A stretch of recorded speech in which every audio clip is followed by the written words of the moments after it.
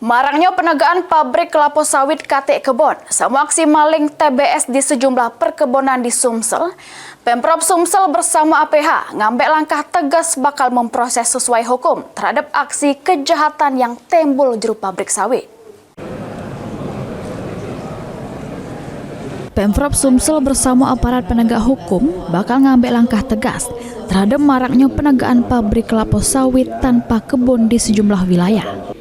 Ditemui sesudah merapat, Gubernur Sumsel Herman Deru ngatoke, Pemprov Sumsel berupaya nyari solusi untuk mengatasi maraknya penegaan pabrik kelapa sawit tanpa kebun yang izinnya langsung dari Kementerian Perindustrian serta maling buah sawit.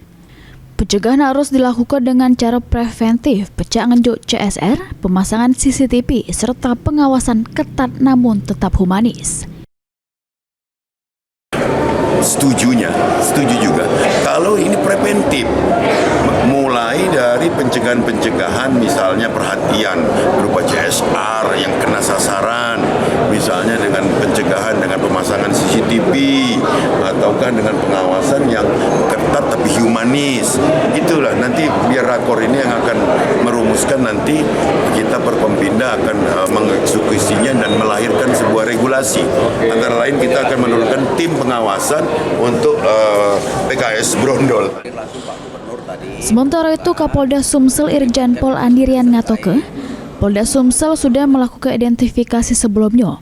Dari hasil tersebut, ditemukan para pelaku maling diproses make pasal delik umum, yakni pasal 362, di mana kasus maling dengan nilai di bawah 2,5 juta rupiah masuk ke jeru tindak pidana ringan, sehingga tidak nimbul ke efek jero.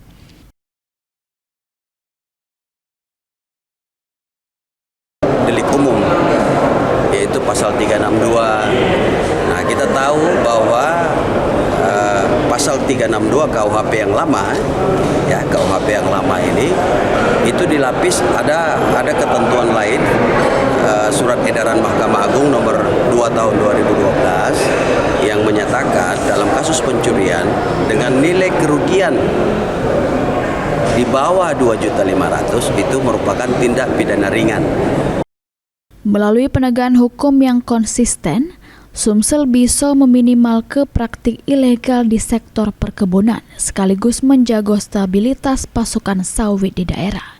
Ilham Wahyudi, PAL TV.